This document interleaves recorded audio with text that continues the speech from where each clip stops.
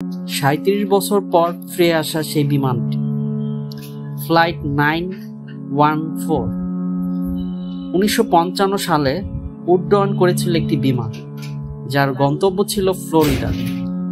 কিন্তু কিছুক্ষণের মধ্যেই সে যেন গায়েব হয়ে যায় আকাশ থেকে। আর ঠিক 37 বছর পর আবার দেখা গেল সে বিমানটিকে।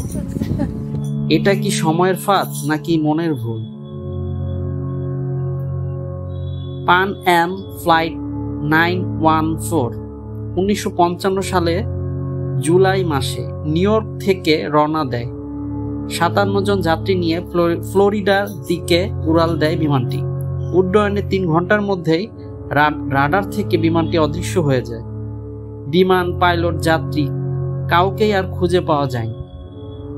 37 বছর পর 1952 সালে ভেনেজুয়েলার কারাকাস বিমানবন্দরে হঠাৎ একটি পুরাতন মডেলের বিমান আবির্ভূত হয় রাডারে। পাইলট জানায় এটি সেই বিমানটি যেটা 1955 সালে জুলাইয়ে অদৃশ্য হয়ে গেছিল।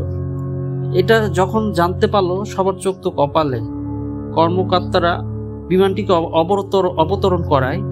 এরপর কিছুক্ষণের মধ্যে বিমানটি আবার উড়াল দেয় এবং চিরতরে আবার হঠাৎ করে অদৃশ্য হয়ে যায়।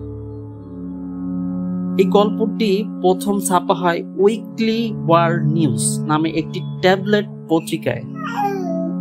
গবেষকরা বলেন এটি একটি বানানো গল্প বা আরবান লিজেন্ড, কিন্তু আজও হাজারো মানুষ বিশ্বাস করে হয়তো সত্যি এমন কিছু হয়েছিল।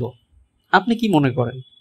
সত্যি কি সময় ভেদ করে কোনো বিমান আসতে পারে, নাকি শুধু মানুষ এটা তাদের কল্পনার একটা বা বানানো একটি গল্প?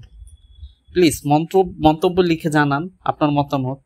আর এমন আরো রহস্যময় কাহিনী বা ঘটনা পেতে প্লিজ সাবস্ক্রাইব করুন রহস্যকর চ্যানেল। ধন্যবাদ।